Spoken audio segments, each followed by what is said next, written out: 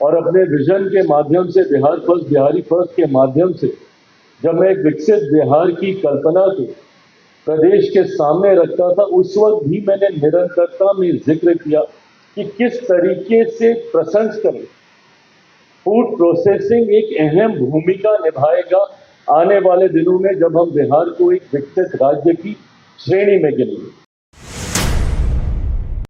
माता सीता की यह धरती रही है, गौतम बुद्ध की यह धरती रही है। बिहार की बुद्धि की तुलना मुझे नहीं लगता कि और किसी राज्य से की जा सकती। जब कोई दुनिया में शिक्षा के महत्व को नहीं जानता था, तब हमारे यहाँ नालंदा यूनिवर्सिटी का जिक्र होता था।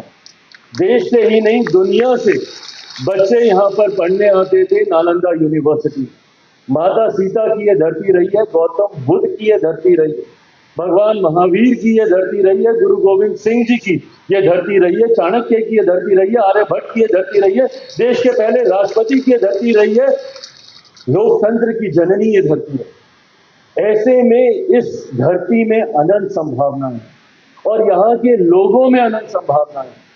बिहार की बुद्धि की तुलना मुझे नहीं लगता कि और किसी राज्य से की जा सकती है।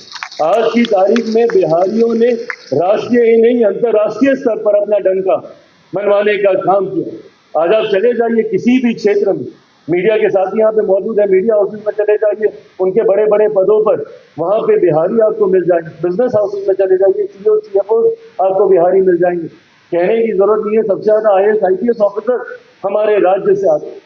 साथ में मिलकर हम लोग एक बेहतर व्यवस्था के निर्माण की ओर हम लोग लेके जा सकते हैं। एक खूबसूरत सुझाव आज इस मंच से आया कि क्या हम लोग कोई एक ऐसा कॉमन फैसिलिटी सेंटर हम लोग तैयार कर सकते हैं, जिसमें केंद्र सरकार के अलग अलग विभाग, वाणिज्य विभाग हो, हमारा मंत्रालय हो, बिहार सरकार की इसमें भूमिका हो, कि कैसे एक कंप्लीट हैंड होल्डिंग यहाँ के उन उद्यमों को हम लोग मुहैया करा सकें जो इस क्षेत्र के साथ जुड़े हुए हैं, और ऐसे युवा जो इसके साथ जुड़ना चाहते हैं। हमारे प्रधानमंत्री जी की सोच है कि वो युवाओं को लेकर, युवा सिर्फ जॉब सीकर्स ही ना रहे बल्कि जॉब गिवर्स की भूमिका में। इस सोच के साथ हमारी केंद्र की सरकार आगे बढ़ने का कार्य करे, और उसमें इन उद्यमियों की एक खूबसूरत भूमिका है, युवाओं की एक अहम भूमिका है। और यही कारण है, और मुझे गर्व होता है ये कहते हुए, पीएमएफएमई की हमारी योजना, मेरे मंत्रालय की योजना का सबसे ज्यादा 2024-2025 में अगर सबसे ज्यादा लाभ किसी राज्य ने लिया है तो बिहार का राज्य है। बिहार से सबसे ज्यादा पीएमएफएमई की स्कीम से जुड़े हुए लाभार्थी सामने आए हैं।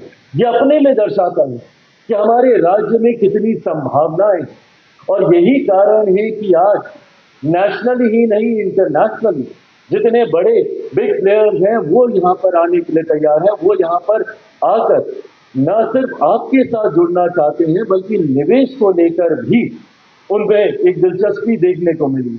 और खुशी मुझे इस बात की भी है कि धीरे धीरे हमारे राज्य ने वो व्यवस्था तैयार की, किसी भी राज्य के लिए कनेक्टिविटी, किसी भी उद्योग को बढ़ाने के लिए सबसे ज्यादा महत्वपूर्ण, और एक एक करके हम लोगों ने उस कनेक्टिविटी को सुधारने में और उसको ग्लोबल स्टैंडर्ड्स के साथ मिलाने में हम लोगों ने प्रयास किया।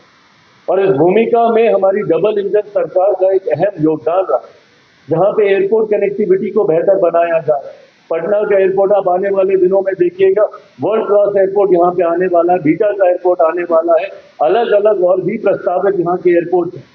रोड कनेक्टिविटी का यहाँ पे जिक्र हुआ। हमारे मुख्यमंत्री जी चाहते हैं कि बिहार के किसी भी कोने से महज 4 से 5 घंटों में हर बिहारी पटना तक पहुंच जाए। इस तरीके की कनेक्टिविटी हम लोग अक्रॉस द स्टेट, पूरे बिहार में हम लोग देने का हम लोग प्रयास करते हैं। तो जैसे ये कनेक्टिविटी बढ़ेगी, ना सिर्फ राज्य के स्तर पर, ना सिर्फ स्टेट के लेवल पर, बल्कि नेशनल एंड इंटरनेशनल लेवल पे भी जिस तरीके से हम लोगों ने एयरपोर्ट का जिक्र किया, ड्राई पोर्ट का अभी यहाँ पे जिक्र हुआ, किस तरीके एक विशेष महत्व है खास तौर पर मेरे प्रदेश बिहार के लिए। बिहार कृषि प्रधान प्रदेश, ये हम लोग लंबे समय से सुनते आए हैं। ये भी हम लोग जानते हैं कि हमारे प्रदेश की एक बड़ी आबादी कृषि के साथ जुड़ी हुई है, किसानी के साथ जुड़ी हुई है। फार्मर्स यहाँ पर अपनी जीविका का स्रोत कृषि को ही बनाते हैं। ऐसे में जरूरी है कि इस व्यवस्था को और ज्यादा मजबूत किया जा सके। मैं सबसे पहले धन्यवाद दूंगा मेरे प्रधानमंत्री आदरणीय नरेंद्र मोदी जी का कि उन्होंने मुझे एक ऐसे महत्वपूर्ण विभाग की जिम्मेदारी दी। जब मैं मंत्री नहीं भी था तब भी जब मैं बिहार के विकास की चर्चा करता था और अपने विजन के माध्यम से बिहार फर्स्ट बिहारी फर्स्ट के माध्यम से जब मैं एक विकसित बिहार की कल्पना को प्रदेश के सामने रखता था, उस वक्त भी मैंने निरंतरता में जिक्र किया कि किस तरीके से प्रसंस्करण फूड प्रोसेसिंग एक अहम भूमिका निभाएगा आने वाले दिनों में जब हम बिहार को एक विकसित राज्य की श्रेणी में गिनेंगे। यहाँ की एक बड़ी आबादी कृषि के साथ जुड़ी हुई है, पर जरूरी है कि उनके उस उत्पादन को हम राष्ट्रीय अंतर्राष्ट्रीय बाजारों तक लेकर जाते, वो व्यवस्था हम लोग तैयार करके दे पाए ताकि वो लोग जो किसानी के साथ जुड़े हुए हैं और ऐसे यंग एंटरप्रेन्योर्स जो इस क्षेत्र में अपना भविष्य देखते हैं, उनको वो व्यवस्था हम लोग तैयार करके दे सके ताकि आने वाले दिनों में वो अपने उत्पादन का लाभ राष्ट्रीय अंतर्राष्ट्रीय बाजारों के माध्यम से वो ले सके। आज की तारीख में हकीकत है कि देश में ही नहीं दुनिया में प्रोसेसिंग सेक्टर की अनंत संभावनाएं हैं। हमारे प्रधानमंत्री जी का ये सपना है और उस सपने को पूरा करने के लिए पूरी ईमानदारी के साथ न सिर्फ खाद्य प्रसंस्करण का मंत्री होने के नाते मैं, ना सिर्फ मेरा विभाग, बल्कि हर वो स्टेक होल्डर जो प्रसंस्करण के साथ जुड़ा हुआ है एक ईमानदार भूमिका निभा रहा है, क्योंकि हम लोग जानते हैं कि भारत में वो सामर्थ्य है, वो क्षमता है, वो पोटेंशियल है कि आने वाले दिनों में हम लोग ग्लोबल फूड बास्केट के तौर पर अंतर्राष्ट्रीय मंच पर अपने आप को हम लोग प्रस्तुत कर सकते हैं। उस संभावना को बस हमें निखारने की जरूरत है, उसे व्यवस्थित करने की जरूरत है। और आज उसी सोच के साथ इस कार्यक्रम का आयोजन किया ताकि हमारे प्रदेश के ऐसे लोग जो अपने उत्पादन का प्रसंस्करण करते तो हैं पर उनको संभवतः वो बाजार नहीं मिल पाता या संभवतः उनको वो मूल्य नहीं मिल पाता जिनके वो हकदार हैं, ऐसे में कैसे डोमेस्टिक बायर्स के साथ, कैसे इंटरनेशनल बायर्स के साथ उन्हें कनेक्ट कराया जा सके, इस सोच के साथ इस 2 दिवसीय कार्यक्रम का आयोजन किया गया। और मुझे खुशी है कि इसमें लगभग 70 से ज्यादा अलग अलग देशों से, 20 देशों से ज्यादा, 70 से ज्यादा बायर्स, इंटरनेशनल बायर्स आज यहाँ पे मौजूद है।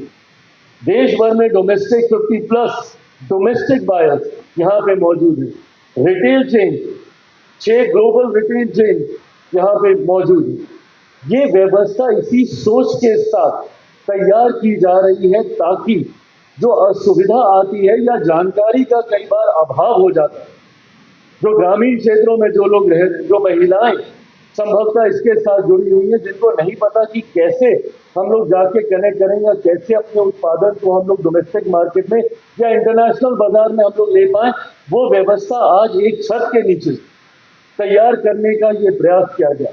और मुझे खुशी है इसमें कि जितने हमारे साथी सहयोगी हैं उन्होंने एक महत्वपूर्ण भूमिका इसमें निभाने का काम किया। हमारा मंत्रालय तो है ही, साथ में जिस तरीके से बिहार सरकार की इसमें एक सकारात्मक भूमिका रही, उद्योग विभाग की रही, कृषि विभाग की रही, टीपीसीआई की रही, अपीडा की रही, तमाम साथियों ने मिलकर ये प्रयास किया कि हम आपको एक छत के नीचे हर वो संभावनाएं प्रस्तुत करके दे सके जिनके साथ जुड़कर आप अपने व्यवसाय को न सिर्फ बढ़ा सके बल्कि उसको नेशनली, इंटरनेशनली भी आप लेके जा सके। इसमें कई तरीके की हो सकता है, संभवतः आने वाले 2 दिनों में जब ये चर्चाओं की श्रृंखला बढ़ेगी तो संभवतः कई तरीकों की दिलचस्पी हम लोग को समझ में आएंगे, कहाँ पे हम लोग को और सुधार की जरूरत है, कैसे इस व्यवस्था को हम लोग और खूबसूरत और मजबूत और सशक्त बना सकते हैं। इन तमाम चीजों की जानकारी हम लोग के सामने आएगी जो अभी तक नहीं थी। आज जैसे उद्योग मंत्री जी ने जिक्र किया कि पैकेजिंग को हम लोग और बेहतर कर सकते हैं। ये गोल जहां 27 वर्षों के सफर में 17,000 से भी अधिक छात्रों ने डॉक्टर एवं इंजीनियर बनकर भरे सफलता की ऊंची उड़ान, जहां साधारण छात्र भी असाधारण सफलता प्राप्त कर बना रहे इतिहास। दूरदर्शी शिक्षाविद श्री विपिन सिंह के मार्गदर्शन में मेडिकल एवं इंजीनियरिंग के लाखों छात्रों के लिए आशा की किरण के रूप में गोल्ड रिजल्ट फैक्ट्री।